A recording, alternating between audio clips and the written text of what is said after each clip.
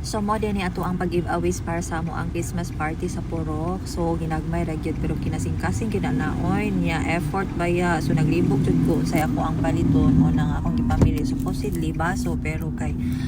common naman sad ang baso and then plato unya kay ang budget kay nakita na ko nga plato kay medyo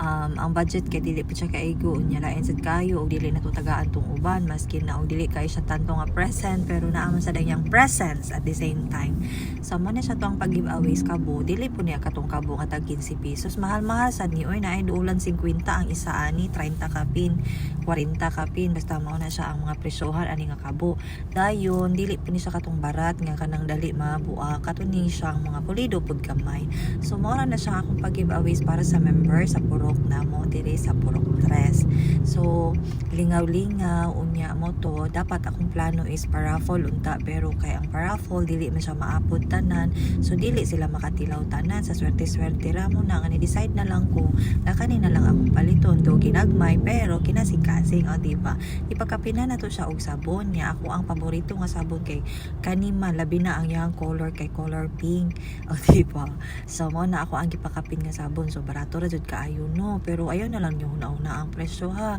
and then kauna-una ko nga para pud malingaw ilang mga anak na apoy sima-sima ukit-ukit tong mutong gipakapinan na sad nako og mga candies atong gimix kay para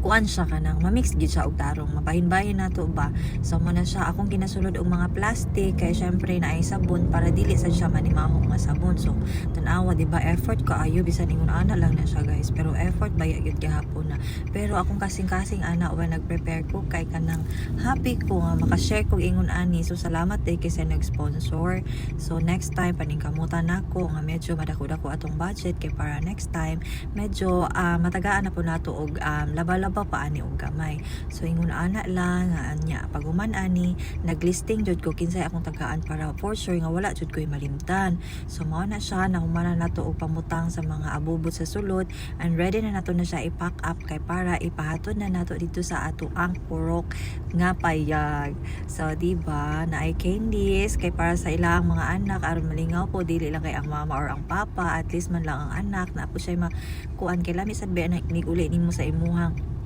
mama or papa dahil na musugat na ay makaon apil ko ana o di ba ka-relate mo ana kay ingon ana ko sa una bitaw so mo lang na siya guys hope nga mag-enjoy sila and hope nga